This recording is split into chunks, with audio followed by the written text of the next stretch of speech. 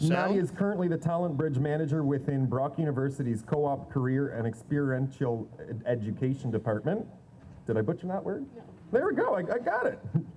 Talent Bridge is a new program being brought to life this year that connects final year students to industry-specific training and employment through a 4-month program right after they graduate. Previously, Madi was the project manager of Niagara College's Entrepreneurship and Innovation Program, NC Takeoff. Through the role, she worked with students on their business ventures and promoted entrepreneurship within the classroom and across campus. Madi is a graduate from Brock University, Political Science in 2017, and through her time with BioLink, now Venture Development, and developing a startup through BioLink service and support, she developed her passion for encouraging more youth, women, marginalized communities to have access to resources that will help their entrepreneurial dreams come true. So thank you, Madi, for being here with us today. Next, I'm going to introduce George Nikolaidis, far end over there. George is at Erie Mutual. He is our Manager of Underwriting and Loss Prevention. George himself is a Brock University graduate of 1993. He has 26 years of experience in the insurance industry that ranges from working with small businesses to mid-size and large Fortune 500 brokerages, but the majority of those years have been in working on the insurance company side of things, finding a niche in commercial underwriting as a commercial insurance specialist in various market segments. So thank you for being here with us today, George. Next, I'm going to introduce Myles Tenpine, owner of Tenpine Web Development. Myles, you want to... There we go. Thank you, Myles. Myles started his career heading up the web department of a technology service provider before making the leap to his own business in 2010. His company, Tenpine, offers a full range of digital services, including website and graphic design, online marketing, and hosting. So thank you, Myles, for being with us today. And we have Rob Belcher. I just asked you how to introduce it. Belcher. There we go. Okay, thank you. Small business consultant here in St. Catharines and the St. Catharines Enterprise Center. Rob enjoys working with small businesses and entrepreneurs on a daily basis. During the past 10 years, Rob has met thousands of aspiring startups through his work in the Hamilton Business Center and now at the St. Catharines Enterprise Center. In addition to consulting with businesses and startups, Rob has started a few businesses of his own and worked in a family business early on in his career. Last but not least, Rob is also proud to share that he is a graduate from Brock University. So thank you for being with us, Rob. Shane. I actually have the privilege myself of going to school with Shane. Shane VanEgmond has a passion, he's the owner, of Sticker It Signs and Graphics, and Shane has a passion for the sign and print industry, starting in the trade at the age of 15 and being involved for over 16 years has led to his vast product knowledge and development. In 2010, Shane transitioned from the portable sign rental sector into large format and digital printing. With his dedication to customer service and product solutions, it has brought growth to the list of products and services that Sticker It offers. The Sticker It team continues to grow with professional and knowledgeable staff in the graphic design and production and installation departments. So thank you for being with us today, Shane. Madi. Great. Thank you for coming, everyone, and choosing to stay here instead of the workshop. So it should be fun. And thank you, gentlemen, for joining us today. So I think the kind of format of this is that we'll start with each of you kind of explaining who you are, what company you're representing today, and a bit of the services and products that your company provides. And then we'll do questions kind of directed at each of you. And if afterwards, if any of you guys want to pipe in at all or add your perspective on something, please feel free. And then in 45 minutes, I think we will turn it to questions to the audience. So Shane, if you would like to start off a little bit about yourself. Yeah, absolutely. So as Adam said, I am the owner of Sticker It Signs and Graphics. Been in the industry now for 16 years, and a little bit about my background. Had a bit of a different start to business. Grew up in a family with multiple businesses, stemming back to my grandfather in the construction and greenhouse industry, to my father, also in the greenhouse industry, and then into the sign industry. Bit of history on that. I guess growing up in business, it's kind of, you know, something that everyone looks to you and says, you know, you're a businessman right off the hop. You just get put into that. So, you know, enjoying business and what the family brought to me, nonetheless, that's what I got into. So, of course, we're speaking at a university now. I have no post-secondary education. I've actually got my grade 11, but very, very determined in the business world. So brought me to where I am today. We have a 4,000 square foot production facility where we do graphic design, print production, both in paper printing as well as sign and vehicle graphics. So we've got currently 5 employees plus myself, and run a well-rounded shop doing all kinds of different print products. So a little bit there about myself and kind of how I got into the industry, and a little back history on myself. Nice. Perfect. So I'm Rob Belcher from the St. Catharines Enterprise Center. A little bit about our organization. I almost said business, but we're an organization. We're part of the City of St. Catharines, and we're part of a network of 47 offices across Ontario of small business enterprise centers. Closest one is Niagara Falls, next is Hamilton, but everywhere from Ottawa to North Bay and further. All across Ontario, there's 47 offices like ours. We're funded by the province of Ontario, and each municipality that runs one also offers some funding as well. And we're there to offer advice and guidance to small business owners. And to give you a sense, every month we average 55 to 60 people walk in our door and say, hey team, can you tell me how to run a business? And or sometimes it's a small business owner that walks in and says, hey, I've been in business for 5 years. I'm kind of stuck at this point. Can I talk to somebody about my business plan or my marketing plan or my, you know, any of those things? So we're good generalists. We offer a lot of guidance, resources, information through seminars, workshops, consultations. And out of those, 60 people, 50 people each month, 600-700 a year, we see 100 to 150 businesses that get started across Niagara that have touched our office in some way. So it's a lot of fun. It's all across all different industries. And our office has been in existence for 27 years now, which was a fun fact I recently discovered, right? Yeah, it's pretty cool. So that's us in a nutshell. If you know somebody starting a business and they could use a tiny bit of advice and help, that's what we're here for. Thank you. My name is Myles Calvert. I've run Tenpine web development for 10 years now. We just celebrated 10 years. Career started, like Madi said, we were running a technology company. I was just a branch, the web branch of it.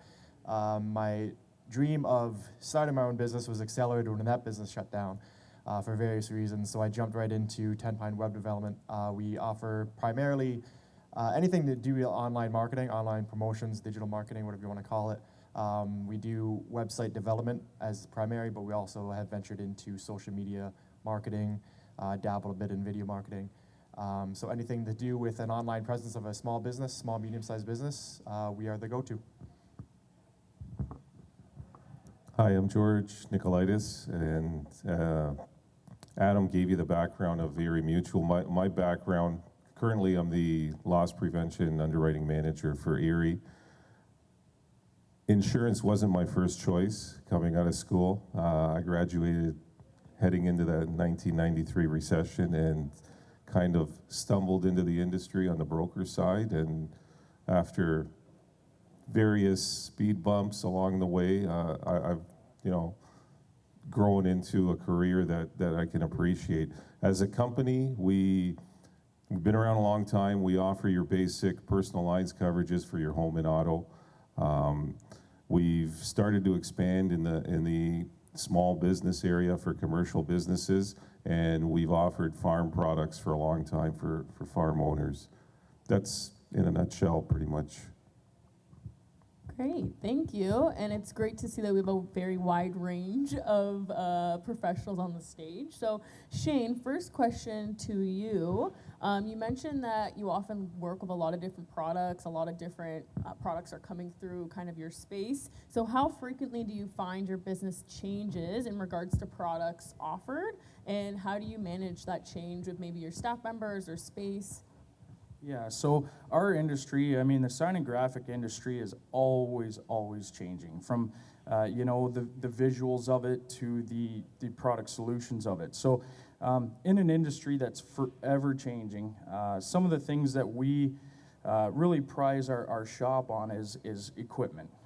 One of the biggest things, you know, in the equipment sector is everything is becoming better quality and faster production.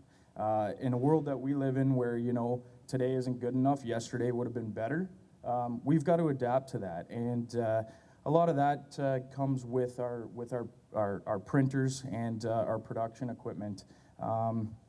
So just on that note, we just put a new Xerox press in. You know, when 60 sheets a minute isn't fast enough, you got to bump it up to 80 sheets a minute. So just things like that where you've got to adapt with the speed of the print industry. And then product solutions. The products are always changing. I mean, LEDs was a big one in the signage industry. You know, just coming from initially the signage industry of it, everything used to be the T12 light bulbs with ballast. Sign cabinets, very simple illuminated signage. And LEDs has changed that market from screens that you see that are now controlled remotely, all the way up to, you know, how creative you can get with manufacturing signage on building, pylon signs, that sort of thing. So we're always in touch with our suppliers.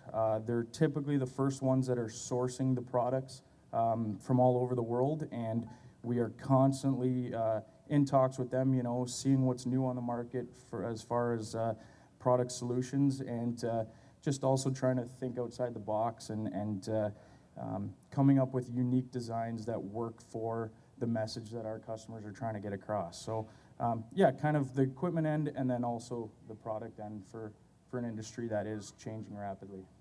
And Rob, maybe you can kind of speak to this a little bit too, because I see the Enterprise Center is always bringing out new kind of programming for entrepreneurs. Is that kind of feedback that you've gotten from clients, or? Absolutely. There's certain foundational seminars that we offer, like business planning and market research and marketing, things like that, that people just need to know about. But things are changing, and one thing we've noticed is, most people use some sort of social media, but does a business owner know how to use it effectively? So that's one area where more and more we're offering seminars and services and guidance is, you know, which social media should you be on? How do you use it effectively? How do you create content effectively? Things along those lines, absolutely. Well, thank you for setting up the next question then. So on the topic of social media and kind of change, Myles, what do you kind of say to the small businesses out there? How do you compete online? Because there's Instagram, Facebook, Twitter. What do you kind of tell people of how they can stick out in such a busy market? Yeah, I think the number one thing in terms of for any business that you're running, obviously online marketing is becoming massive. I don't know if you've seen the movie The Social Network, but there's a line in there that roughly says we went from living on farms to living in cities, and now we're living online. And that's so true in terms of vast majority of people. They're doing their searches online. That's where they're spending their time. So that's where you got to get your name out there, no matter what business you're doing, car repair, interior decorating, whatever. You got to know how to leverage those tools. And the best advice I can give in terms of using those tools, something Shane touched on, is be willing to adapt if you can spend a year mastering everything, how it's all set up now, but if you're not willing to know or realize that you got to keep learning, you'll fall behind quickly. Algorithms are constantly changing. There's new social channels coming out all the time, how to leverage them. So you want to kind of get a channel of sorts of knowledge, follow the right accounts online, try to be on top of those changes as they come, and make sure you're leveraging the content the right way, how you're targeting people online the right way. So yeah, basically the best advice, I guess, would be to learn it as best as you can with the time that you have, and always continue learning with the new changes that come out. Awesome, thanks. And George, now I kind of want to touch on the insurance bit, because I'm going to be honest, I feel like a lot of small businesses do not think of insurance when they're starting out, especially maybe more so tech companies and companies that may not have, a physical storefront, for example. So what's the importance of small businesses to kind of invest in insurance, and what are some of your kind of tips for small businesses just starting out in terms of getting insurance? So it should be part of the business plan for anybody that's setting up any kind of business, whether you have a storefront or not.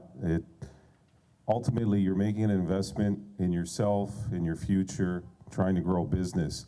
And by overlooking it, sorry, a little bit of technical difficulty. By overlooking these things, you can leave yourself susceptible to catastrophic ruin. You want to purchase the insurance, find the right people to provide you with what you need so that you can protect your assets. And you're exposed on different fronts, whether it's your physical property assets or susceptible to third-party liability. Even if there's no storefront, you're on the internet, you're selling products on there, providing services, you could be sued. Your insurance will protect you, with respect to those exposures. So. And now kind of back to the beginning of the startup journey. Mm-hmm. Rob, when do you think is the right time, in quotations, for a startup business to reach out for assistance or even get started? And again, feel free to jump in on this afterwards to everyone else. Yeah, absolutely. I think my two neighbors here might have thoughts as to that based on their startup journey. I'll start this with a question. Has anybody here seen Dragon's Den, right? And there's always that really terrible pitch, right? And you wonder, like, didn't somebody tell them not to do this? Like, that they're gonna embarrass themselves? Well, that's why the sooner you start talking to people, the better. Like, it's never too early to start sharing your idea and getting feedback on it. The good companies, the successful companies master this, and they're client, customer focused. So you focus on your customers, you continually learn from them, and you adapt and give them what they want, what they need, even what they don't know they want just yet, but you figure it out by talking to them and offering it to them. So the sooner you share your idea, the stronger your business will be, and the more feedback you'll get, which really helps. So people are always a little bit terrified about sharing their idea too early, and will people steal my idea and things like that. But it takes a lot of work to develop a business, and it's really hard to steal an idea if you're the first one to have it and you're the one getting out there. So that's my biggest piece of advice, is to jump into it, start talking to people as early as possible, and get their feedback. Yeah, maybe to Shane and Myles, when did you guys decide, when was that moment that you decided to become an entrepreneur, to own your own business? It's something I've always wanted to do growing up. My father was an entrepreneur, and it's always something that I figured I'd get into eventually. So the decision was probably made in high school. When it actually became into effect, is like I said, it was kind of not my choice. When it first happened, I kind of made the leap sooner than expected. But yeah, it's just something you kind of know. It's probably around like high school, you probably know, and then it's just part of you. If you don't like working for someone, if you don't, you just know that you're an entrepreneur, I suppose.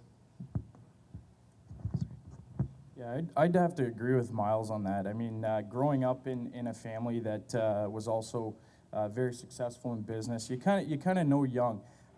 You definitely got to surround yourself right away. For myself, through some turn of family events, I was job hunting for a couple years, and was never really happy, and always knew I wanted to be an entrepreneur. And the first person I actually talked to was an uncle of mine that was a very successful businessman, and I pitched him my idea. I said, I'd like to start. I know it's a dog-eat-dog world, and can you give me some advice? So, really you gotta surround yourself with people right from the start. Ideas are ideas. Doesn't mean they have to come to fruition, but a lot of people have done things, different businesses in that you can talk to, and they could guide you a lot far better than learning the hard way. So. And back to you again, Shane. I guess a big part of starting a business is obviously risk. So how have you dealt with taking risks, or even, kind of dealing with the outcome of some risk taking. So how did you kind of deal with that, especially as someone that has a lot of product as well? So, risk taking in terms of hiring new staff or bringing on new people or bringing on new clients. How do you kind of deal with that? Yeah, so there's always risk in business. I mean, as the saying goes, no risk, no reward. If you think you're gonna get into business and have zero risk, probably not a wise idea to go into business, because there's always risk, but there's good risk and there's bad risk. And you've always got to evaluate every step of the way, You got to look at your business growth, you got to look at your sales, you got to look at your product line, and you've got to assess everything and make your decisions based on that. We had risk. I was a young guy when I started, and believe it or not, started out of my mom's garage.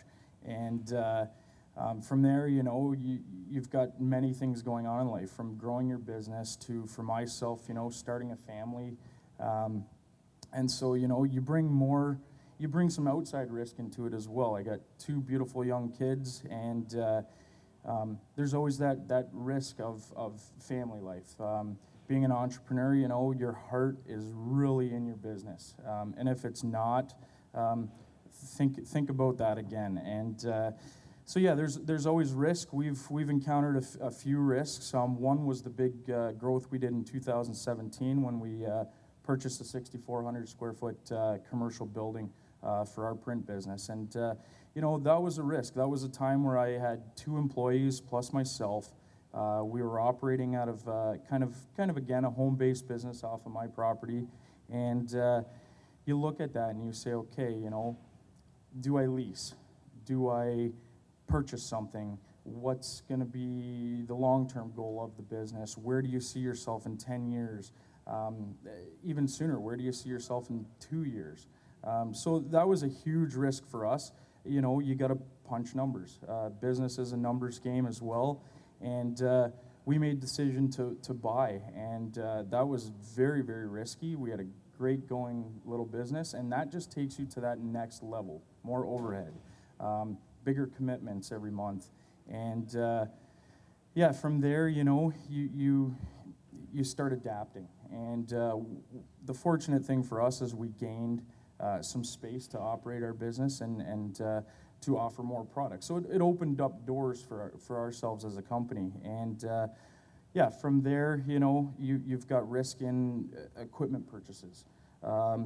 We are in an industry that's changing very fast. Like I said, a yesterday industry. When somebody calls you up and they need posters, or they need business cards, or they need flyers, postcards, they need some signage for an event, you got to be able to adapt to that and the timeline. So equipment is another big risk factor in our industry. Where do you go with it? Where's the industry going? Trying to be on that leading edge. So absolutely, definitely risk on that. Projects can have risk as well. We get into a lot of project-based work this time of year. You see signage everywhere, and a lot of it somebody just doesn't call you up and say, hey, I need a sign and I need it tomorrow. When you start to get into some of the building signage, pylon signage, directional signage, there's a lot more to that. So you've got to be able to meet client expectations, meet timelines, and work with clients on that. So. And George, obviously with insurance, sometimes we think also risk management as well. So what is your input on the risk of a business when it comes to insurance for a new business? And how does an insurance company work with a new business on finding insurance that works best for them? Well, it's a broad range of things. The one piece of advice that I can recommend right from the beginning is do not leave it until the last minute. Especially if you're a new startup, you should be, as I mentioned earlier, it should be part of your business plan, and you should be in contact with a professional, finding out what you need, getting their advice, going over all the little details and intricacies. And it'll vary depending on what sort of business you're in. If it's a cookie cutter business, it may be a lot more straightforward. There could be packages out there. If it's a business like Shane's, There's a lot of different variables that go into it. And when we say a lot of different variables, he's got to meet customer demands. If something happens and his operation goes down, can he relocate to fulfill those orders? Is that part of, you know, the package he's got? Has he purchased the correct insurance? There's a lot of different aspects that can go into it. But the biggest straightforward recommendation is do not leave it until the last minute, because again, you're putting yourself, you're making yourself susceptible. You may not be in contact with the right professional. There's a lot of people out there who dabble in certain areas of commercial, and they may be well-versed in one segment, but not well-versed in another segment, which is, you know, where your business may fall under. So. And I feel like we're hitting on the theme of adaptability a lot in this panel already. So Myles, in terms of that, how can a startup business get their website noticed, or maybe make kind of a pivot that will make kind of their views of their website and kind of their click-through rate even go up more? Is there any kind of standout strategies in terms of content or design that you would recommend to a new business?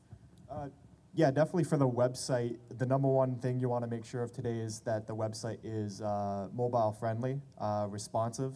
If you don't recognize the responsive term, it basically just means when you go to a website on a desktop, it looks a certain way, and when you transition to an iPhone or a mobile device, it looks a different way. Practicality speaking, I think the stats up over 60% now is people that browse online using their phones over desktop now. So what we do is every website that we create is mobile first, like the design is with mobile in mind first, and then it adapts to desktop. Technically speaking, having a responsive website is something that Google looks very kindly on. If your website is not responsive or not at least mobile friendly, because technically you don't have to be responsive, but if your website is not mobile friendly, Google really penalizes you. And why that's important, obviously, is because I think, again, going to the stats, is 83% of consumers, when they're searching for a product or service, they're going to punch it in on Google. They're not looking up the yellow pages. They're not even asking friends so much anymore. They're starting their search on Google. So probably the number one thing I'd say is appease the Google gods as much as you can. That in terms of local listings, if you're a local business offering your services locally, you want to make sure you have a strong local listing. The other one is organic listings, where SEO comes into play. That's where the responsiveness aspect comes into play a lot. And the third search results in Google is actually the paid listings. That's completely optional, but if there's certain specific products, services, and keywords that you really want to go after, you can utilize the Google Pay ads as well. But nowadays, specifically, if you're wondering what the number one thing you should do right now for your business in terms of getting noticed online, is have a very strong Google local listing. Get as many reviews as you can, many positive reviews, obviously. If people come to a Google listing, if they don't find you there with a strong rating, like if you have less than 4-star rating, if they see the 3-point whatever, that hurts you a lot. People skip to the next one. So specifically get that 4-star or above with as many ratings as you can. If you have 10+, you're good, but obviously more the better, as long as you have that 4+ star. That's probably the number one thing people look at now. They search for product or services, they see those local listings, and then they choose the 1 or 2 that have the best ratings and the most reviews. People trust that above anything. So that'd be the number one place to start in terms of your online presence. And that could be for literally any business, any service provider of any kind. So. Great, thanks. And I feel like building that online presence can be a bigger struggle for a new business. But Rob, when you're meeting with a whole bunch of different entrepreneurs in all different kind of stages, what do you think is, or what are you hearing is the biggest struggle for them? And why do you think that's a struggle?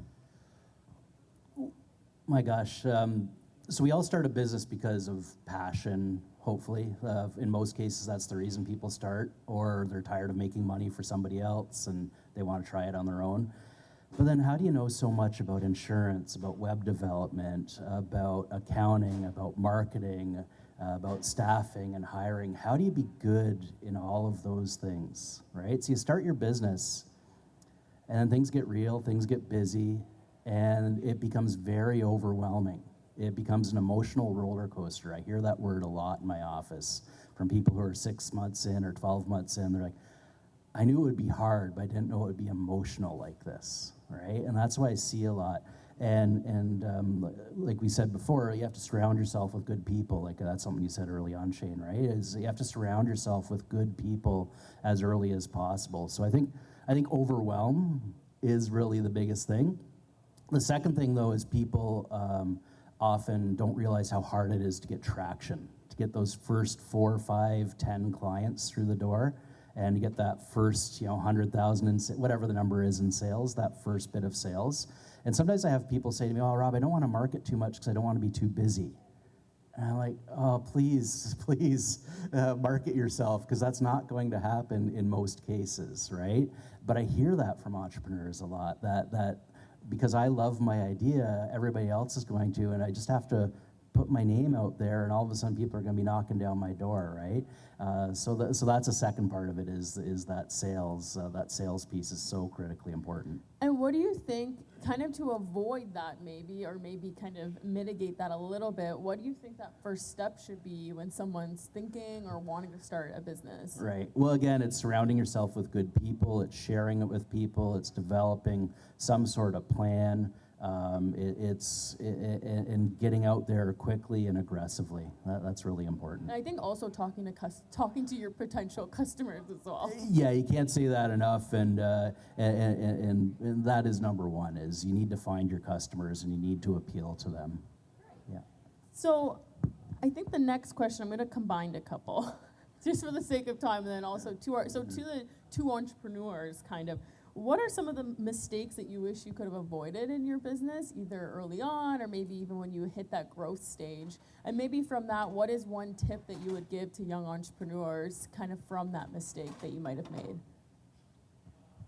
Okay, yeah, that's an interesting question. I mean, we all as entrepreneurs make mistakes. I mean, I make mistakes daily, whether it be, saying the wrong thing to a customer, which you try not to do, to, having a tough day and instead of focusing on shop morale, you kind of bury yourself in the office. I mean, those are some simple things. One of the big things that I've found, I don't know if it's a mistake or as much as a struggle, but I think it needs to be talked about in all entrepreneurs, is the financing end of it. It's always been a struggle for us being a young entrepreneur and growing fast. I mean, We've been growing consistently 35 to 36% every year, and which is a great growth rate. But the financing end of it, and where I go with that is, and I pinpoint that on, is when we purchased our building, we sat there and we found the financing to purchase the building. One thing we didn't do, which to me is a big mistake, is to really put some extra financing in place for any renovations and leasehold improvements on the facility. So what that did is, for me, being the mistake in that, is it took from my cash flow. And it really took a good year and a half to replenish that cash flow, which makes running a business tough. So if I had to say one of my biggest mistakes was, when you're making these big jumps, is talk to a financial planner, talk to a financial advisor, talk to your bank, get that financing there to help you and assist you to grow. So I'd say that was a big mistake for myself. I've actually never made a mistake. No, the biggest mistake I definitely made, and I refer to this a lot when I'm talking to people, is not knowing what you do well and not knowing who you're servicing. Years ago, there seemed to be an organic overlap between digital graphic design, web design, and print media. A lot of my clients would ask me, okay, great website. Now we're looking for business cards and brochures and flyers, so I just organically thought, well, that's something I should go. That's what they're asking for. That's what I'm going to start providing. Within less than a year, we realized that it's a completely different industry. It's not what we know and what we do, and we found that we were becoming very watered down, and we weren't doing that side of it very well, to be honest, like the print media side of things.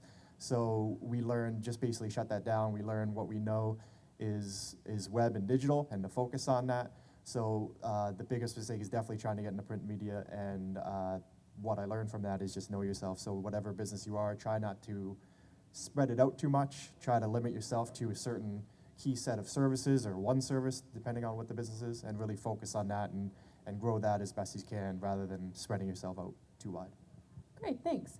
And we talk a lot about, building a strong circle around you. May it be, friends, family, coworkers, or even like services available to you. So George, when someone's looking to select an insurance company to protect their business, price, as we've talked about, is always a factor for small businesses. But what other factors should entrepreneurs consider when selecting an insurance company? I'd recommend they look for an insurer who provides, or whether it's the agent staff that they have, or whether it's a broker, someone who provides risk management. It's key to the success of your business. Just from start, like your housekeeping, depending on the variation of your business. If you're a restaurant, having those things posted on with respect to, are your staff smart served? If it's a liquor licensed premises, if you're a snow removal company, again, having your risk management procedures, your logging, etc. It'll vary from business to business, but if you can tap into an insurer who provides risk management services to get you started, it's vital for your business and for your success. It'll keep you on the right path. So Erie Mutual, right? Erie Mutual, exactly. Yeah. Awesome. Are we good for time? How much time do we have? Okay, awesome. So Rob, can you explain a bit more, because we kind of touched lightly on the services and also the workshops and all that good stuff that an enterprise center provides, but is there any limitations on who your services are available to, and who is the ideal client to reach out? Because I know there's obviously, Innovate Niagara, for example, and Sure. a couple other service providers. So who would be a good client that would be able to come to you? Okay. Anybody and everybody can come to us.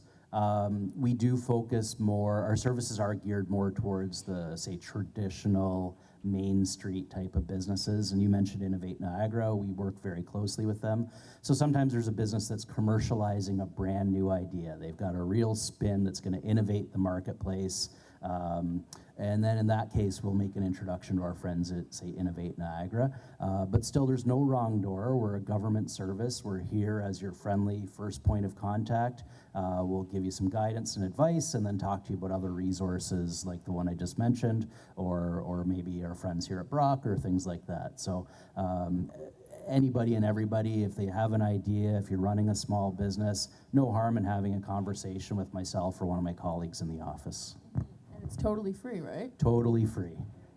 And so, Myles, quickly, so when you find your business growing at such a steady pace, beyond your own capability, when did you decide, again, I don't know how many employees you have currently or if you started to outsource, but when do you think a small business should decide to go that way, and what has your experience been with that? Yeah, we run a small unit. We just have a team of 4. When we choose to expand, we definitely try to bring someone into the team. We try not, like obviously there's some cases where you can't avoid to outsource for specific tasks, but we try to limit it and try to bring people into the team because we generally want people to be invested. There's a saying that we always say, if you can go fast alone, but you can go far together. So if you have a team of people around you that are invested, that specialize in different services, definitely try to grow the team organically. When that happens, it's hard to say specifically, really. It's really dependent on your lifestyle, your current business. For me, it was when I noticed that I was basically losing that fire after a few months. Like if you work 12-hour days, 6 days a week for a certain amount of months, you'll kind of hit that wall and you realize, okay, well, this can't be sustainable. What is the solution? And the solution usually is to delegate those tasks to hopefully someone on your team currently, or someone that you can bring into the team to expand it, so you can take the burden off yourself, so you can specialize in those things that you do well, and hire someone out that is also equally specialist, but in those areas that you might not do well, or that are just taking up too much time. Shane, do you have anything to add to that? I feel like your operations are labor intensive as well. Yeah, I mean, we run a team of 6, and it is very labor intensive. One of the hardest parts is finding team members, and I think Myles spoke of that very well. Go forward as a team, and that's the way we operate our business as well. It's, I am the entrepreneur, I am the business owner, but at the end of the day, when you deal with Sticker-It, you're not dealing with just me. You're dealing with a team. You're dealing with our graphic designers firsthand. You're dealing with production and installation firsthand. So Surrounding yourself with a team and growing as a team together is huge. And obviously, we speak a lot about cash flow and actually making revenue, which obviously is a top priority for businesses to pay the bills and to continue to scale. But what is priority number 2? Maybe that's, building a team, but maybe that's, maybe even making an impact in your community. How do you find setting that priority number 2? Yeah, I think for us, every business, cash flow is huge. I mean, you don't go in business to lose money. If you want to do that, there's far better things to have fun doing than losing money. But I think for us, the big thing is, customer relations. That's huge for us. We've built our business right from day one on customer relations. And I think Darcy and Mary of the Erie Mutual team can vouch for that. We've done a lot of different projects with Erie Mutual themselves as well. And customer relations is key. Repeat customers, it costs money to find a customer. It doesn't cost you a whole lot to retain a customer. Quality products, a great service, interact with them, product solutions, product knowledge of your industry is key. And I think that's, we all want to make money, but I think at the end of the day, customer relations should probably be on the top of most business lists. Does anyone else want to add to that? I think like Shane said, obviously priority 1 is to have a sustainable business revenue stream to support yourself and your family. But I think the second driving point behind me, I've always been community oriented. So whenever there's a chance to get involved in a local charity or organization that happens to be looking for hosting or a website, it doesn't happen a lot because it's obviously a niche service, but it's something I take pride in. We do work for the 40 Erie SBCA. We're working on a site right now for Dreams to Memories, which is the Family Wish Granting Foundation. They basically take families that are suffering from a terminal cancer, like one of the parents has a terminal cancer, or terminal illness in general, usually cancer. They take them on a last family trip kind of thing, like they take them to Disney World or a camping trip or whatever. So we're doing something for them. So I think that's priority number 2, is just like kind of leveraging our clout, or whatever you want to call it, our name, to do good for organizations like that is probably the other driving force behind what we do. Yeah, and that's great. I feel like companies are good at that in Niagara as well, because it is such a close-knit community, so that's great to hear. Did you have something to add, Rob? Well, I just wanted to say kudos to you for that, and I think that's why, I'll speak on why it's so important to shop local, right? You don't see, like for all of us just as consumers, why it's so important to support the local business, to see you donating your time and your talent to charity like that. That's fantastic. Kudos to you and to Erie Mutual for putting on events like this. Like, that's pretty cool. Like, that's all I wanted to say. I just got excited just to say, like, that's why we support small business, because they give back to the community more than some others might. Awesome. So just to wrap up, I just want to give everyone kind of a last minute to say their closing remarks. But for the entrepreneurs, what's kind of your next steps for your ventures, next steps for your businesses, and then for our service providers, what is one last piece of advice that you could give all budding entrepreneurs out there? Yeah, so I think with that, one thing for all entrepreneurs out there, if you're going to start a business, don't be afraid to work hard. At the end of the day, work smart, but work hard. Put your heart and soul into it, and you'll definitely go places. And on that note, for us in expansion and where we're going next, actually, we've been working diligently on an online e-commerce for print, as well as design. So anything from your paper products all the way up to your banners and simple signage. And being that hand out to say, you don't have to have your own design. You don't have to pick a generic design. You can come on board with us. We will provide you the product, but we'll also provide you the custom design service as well. So that's kind of where we're headed in the near future. So one piece of advice. Wow, there's a lot. I don't want to get on my soapbox here. There's a lot of advice I want to get. But yeah, being prepared to work hard, surround yourself with good people, know who your customer is, and know who your competitor is. And then everything else. The number one piece of advice I tell people that whenever they're asking me about if they're looking to start a business, I said, do you love it? And if you love it, then everything kind of takes care of it for itself, because the hard work doesn't seem so hard when you love it. Don't do something because your family thinks you should get into it, or because you're good at it. Obviously that helps. But if you don't have the love and passion behind it, all those long days are gonna feel terrible. Don't go into something that you think is gonna be lucrative. Don't go into something that you think you're gonna be good at, and then learn to love it. Start with the love, and then grow it from there. Find something that you would do for free if you didn't have to make money out of it, and find a way to make money out of it, essentially. And from an insurance perspective, as I mentioned earlier, don't leave it to the last minute. Something that Shane's touched on, find an insurance company you can have a relationship with. You don't want to just be a number out there where they're just mailing you your policy. You want someone who's going to look after your interests, and look for an insurer who's experienced with respect to commercial insurance. If you, and I know this is a far-fetched example, but again, if you've got a heart condition, you need surgery, you ask the questions, you want to know how experienced the surgeon is. You don't want the guy who's straight out of medical school, who's never been in the operating room. Same sort of thing, you know, your business is your life, it's your livelihood. Find an insurer who's, you know, looking after your best interest, wants that relationship with you, and experience, and can provide you the product that you need. Great. Well, thank you. So what did it? I was just going to touch on, obviously insurance isn't my thing, but I just wanted to make another movie reference, The Blind Side with Sandra Bullock. I'm not sure if she's the one that says it, but she makes the equation that on a football team, the quarterback is always the #1 paid person on the field because he's the #1 asset. But the second person, or second highest paid player, is always the left tackle because he's the insurance provider of that #1 asset. So your first check is to your home, your second check is to insurance because you have to protect that home and asset. So it should be one of the first things you think of. I don't have a good movie reference to end this with, so thank you. Yeah, let's put a round of applause for our panelists. That was awesome. And I think we're going to open it up to the audience now for questions. Anyone has questions? I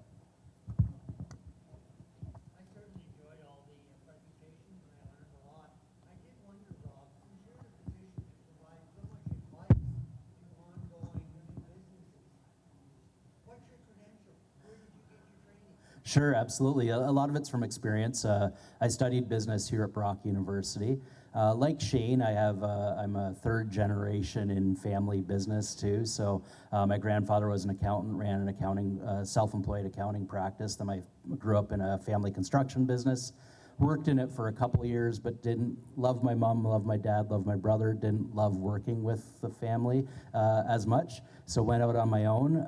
I was recruited into the insurance industry actually. Worked in that industry for 10 years, ran my own small brokerage in the last 3, and was volunteering in the office I manage now. And I was a mentor, giving back some time. And one day I was just like, man, I can't believe people get paid to talk to business owners all day long. This is so fun and so cool.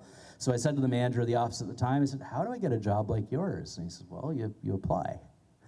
And then that planted a seed. I sold my business. I worked for the brokerage that bought my business out. I committed to work for them for a year. At the end of that year, the Hamilton Enterprise Center was hiring. So I went to work in the Hamilton Enterprise Center.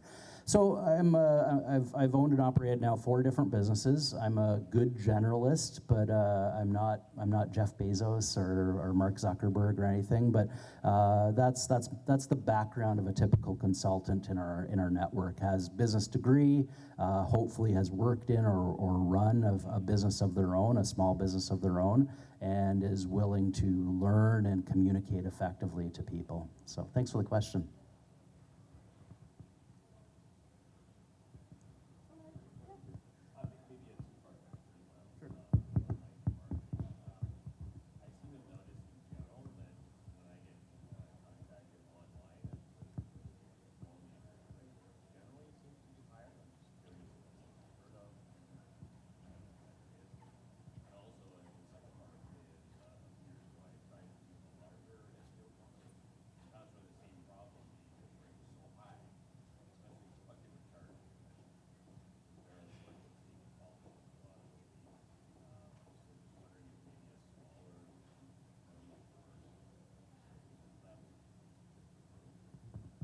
Yeah, in terms of the kind of contacts you're getting, it makes sense that you're getting most of them online through submission forms or emails because it's just easier for people to do it that way. You always want to make sure you're catering to both. If you can, try to have a phone number, a way to contact you in person. Obviously, there's still people that appreciate that side of things too. In terms of getting the types of contacts that you're looking for, what we do as a smaller company is we try to be very targeted in our social media marketing or anything that we're doing. We want to make sure audience building is a very big thing. You don't want to have, if you're offering one service, you don't want to necessarily offer it to 100,000 people. You're looking for certain people in certain segments. So you really want to get targeted with who you're searching for and who you're putting that in front of. That can be done a lot of different ways. Different social media channels have different demographics. You can advertise on specific websites that link back to it, but yeah, the best advice I would say is get as targeted as you can. There's a lot of different targeting options with the social media channels nowadays. You can obviously target by age, gender, location, and things like that, but you can actually target by interests now and behaviors and remarketing. So people that visited your website or certain websites, they can find you through these things. There's a whole lot of tools, and that comes back to what I was always saying about constantly learning, because that's a world that's constantly changing. You can have the set of targeting metrics established one week, next month it's radically different. So you always got to keep on top of that and leverage those opportunities. So if you see new opportunities that come, oh, hey, that's an audience that I can target this to, I'm going to put that in front of them. Yeah, so you really want to get targeted with who you're getting to make sure you're getting the right contacts. You don't want to feed through a lot of when they're 80% nonsense, right?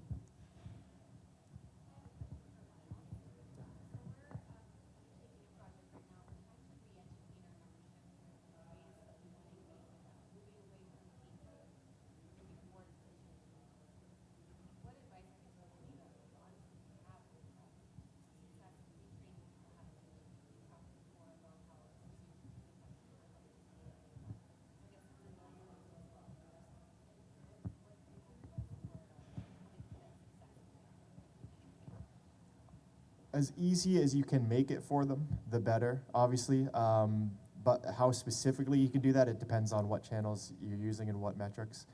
Okay,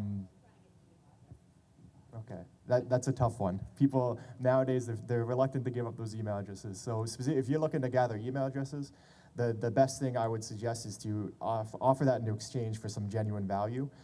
People aren't just going to give it to receive your emails because people are tired of that, but they will give it in exchange for something genuinely valuable. So like an article that only they can see, a tool, online tool that you have that only they can see once they're signed up kind of thing. So if they're giving their email in exchange for something that they feel could actually be beneficial to them, they're much more likely to give it. And with the new Castle regulations, obviously they can always sign out if they wanted to. And so you got to make that obviously once they give you their email, but they're not locked in. They don't always have to hear from you. They can filter their notifications based on how often they hear from you, or just unsubscribe altogether. So make that aware that it's not a long-term thing. But number one would be exchange it for something tangible, something of genuine value, because a lot of people try to exchange it for something that's not very valuable and they don't get very far. You really got to put the time in to figure out what that trade will be. What can you offer them in exchange for it? Great, so I think that's all the time we have for questions, but I'm sure our panelists would be glad to answer any questions during the lunchtime now. But thank you again for sticking around for the panel and not the workshop. And I hope it proved helpful for you and your small business or whatever reason you're here today. And thank you so much again to our panelists. And enjoy lunch.